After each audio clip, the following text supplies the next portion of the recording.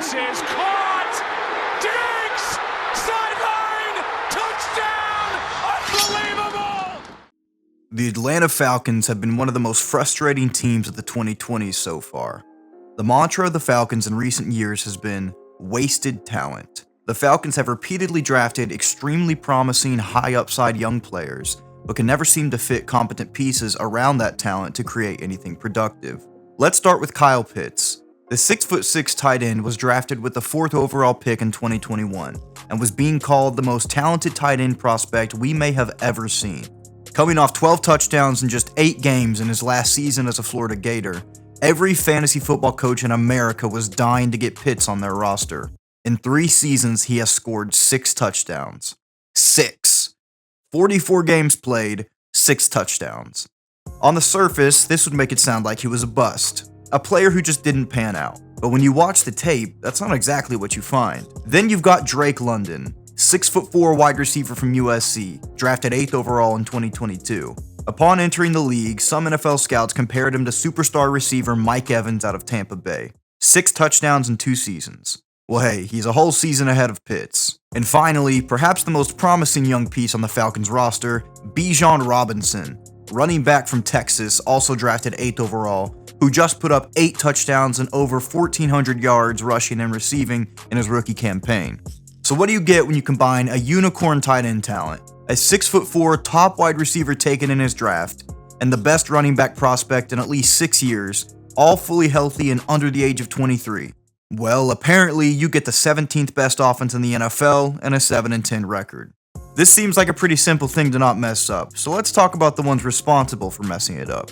Firstly, there's head coach Arthur Smith, who's been head coach of the team since 2021. Smith was fired directly after Atlanta's final game of last season, a 31-point blowout loss to a middle-of-the-road New Orleans Saints team. Smith was ridiculed endlessly during his 3 seasons as head coach of the Falcons for his apparent lack of interest in getting the ball to his high-potential young weapons, despite Smith being at one time considered one of the better offensive-minded coaches in the league. An uninspired offensive scheme aside, the blame can't all be put on Arthur Smith, however, because in his tenure in Atlanta, the team could not get a decent quarterback for the life of them. It's called the most important position in sports for a reason. You can have all the electrifying weapons you want, but if you can't put the ball in their hands, it won't matter how much talent they have. Since 2021, which was Arthur Smith's first season as head coach of the Falcons and Kyle Pitts' rookie year, the starting quarterbacks for Atlanta have been a 36-year-old Matt Ryan, who in football years was long overdue for a check-in at his local nursing home, Marcus Mariota, Desmond Ridder, and Taylor Heineke. Needless to say, it's hard to succeed with each season you're working with a bottom 5 starting quarterback in the league. But that, my dear Falcons fans, is where your story changes for your franchise. You see, this offseason, the Atlanta Falcons have acquired not 1,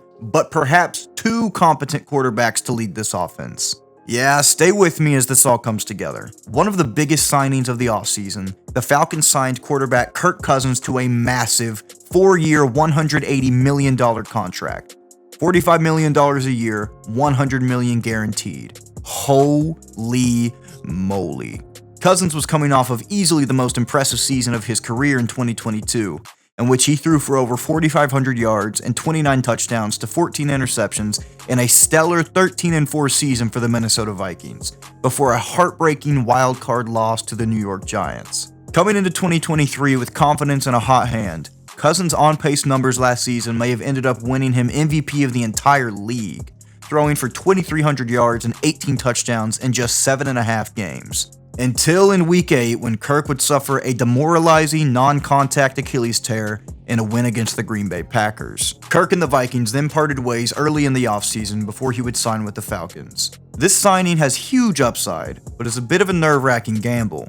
Through the optimistic lens, the Falcons just signed a quarterback with 47 touchdowns and almost 7,000 yards in his last 25 games to partner with the trio head of young super studs in the Falcons offense.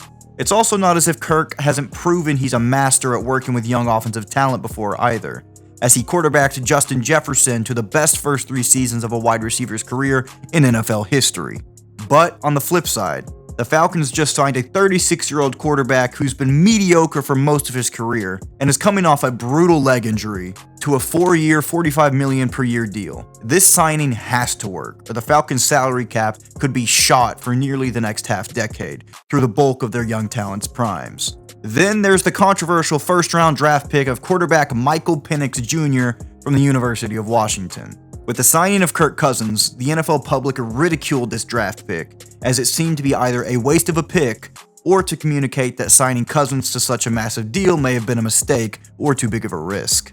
While the general consensus seems to be that taking Penix at 8th overall was a poor decision, I actually didn't mind the pick at first. With Cousins' age and injury history, it seems smart to me to get both a backup plan at QB and a potential QB of the future. The problem with this, though, is that as we just outlined, the plan with Cousins has to work, or the wasted cap room may suffocate the rest of the roster. And if drafting Penix was a play for the future, and he's envisioned to be the quarterback after Cousins, you have to remember that Michael Penix, as a rookie, is already 24 years old. He spent 6 years in college. So even if Cousins does work out, and he plays all 4 years of his deal, by the time Michael Penix is up to be starting QB, he will be 28 years old. It's a tough situation, because with Cousins at QB and all that's riding on that plan succeeding, it makes sense to get him as much help as possible, and to spend that 8th overall draft pick on a player to support Kirk, whether that be an offensive lineman, a defensive star, or another weapon. But because of how much risk comes with Kirk at QB, and the fear of once again being stuck with talented weapons and no solid quarterback to deal to them, it also makes sense to get a seasoned, mature rookie quarterback. Either one of these courses of action is fine and good on its own. The problem is making both of them at the same time seems counterintuitive. If the risk with Kirk is so big, then why sign him to such a big deal in the first place? And if you're confident that the move for Kirk is going to be the right one, then why draft Penix? It's obvious that at the time Atlanta signed Kirk, they didn't know they'd be drafting Penix. I still think there's a scenario that the Penix draft pick could work out for Atlanta, but it's definitely a head-scratcher of a situation, and inviting controversy and scrutiny onto your organization as you're trying to implement a big culture change with all your chips on the table is the last thing that you want.